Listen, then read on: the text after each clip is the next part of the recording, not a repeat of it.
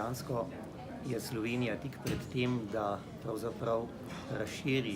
neonatalno presejalno testiranje oziroma presejalno testiranje vseh novorojenčkov, ki se rodijo v Republiki Sloveniji,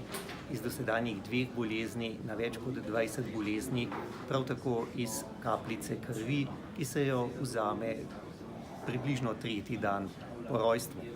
Ta napredek je omogočen deloma s tem, da so se razvile možnosti za to, da se da natančno postaviti diagnozo z najnovejšo tehnologijo. Predvsem pa je to pravzaprav velik organizacijski zalogaj,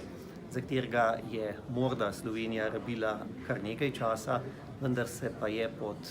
trenutnim predsednikom zdravstvenega sveta, akademikom, profesor dr. Francem Strletom, to dejansko po zelo natančni in, če hočete, leto dni trajajoči presoji v resnici zgodilo, predvsem tudi ob razumevanju Zavoda za zdravstveno zavarovanje Slovenije in njenega direktorja, gospoda Šušlja, ki je skupaj z Ministrstvom za zdravje in ostalimi deležniki to uvrstil v splošni dogovor, tako da se financira iz javnih sredstev in hkrati tudi precejšno pomoč ministrstva pri nabavi nujne opreme, najsodobnejše opreme. Kot vem, je že podpisana pogodba o nakupu, speljan je bil javni razpis, ki je, če hočete, za spremembo uspel, tako da smo dejansko pred tem, da uvedemo to razširjeno novo presejalno testiranje novorojencev.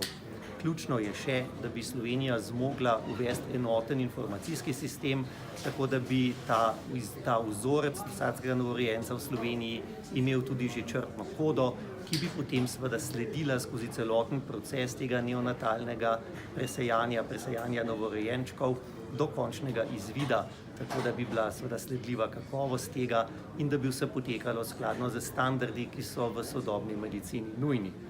Kaj to pomeni za starše, za vse starše, ki bodo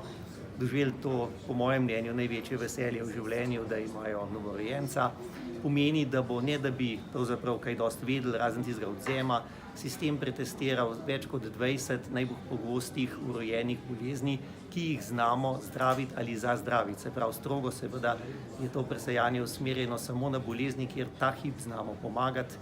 in s tem po naših pilotnih testiranjih slovenske populacije za nazaj pomeni, da bomo prehranili težko okvaro ali smrt približno 10 dodatnim novorojencem vsako leto.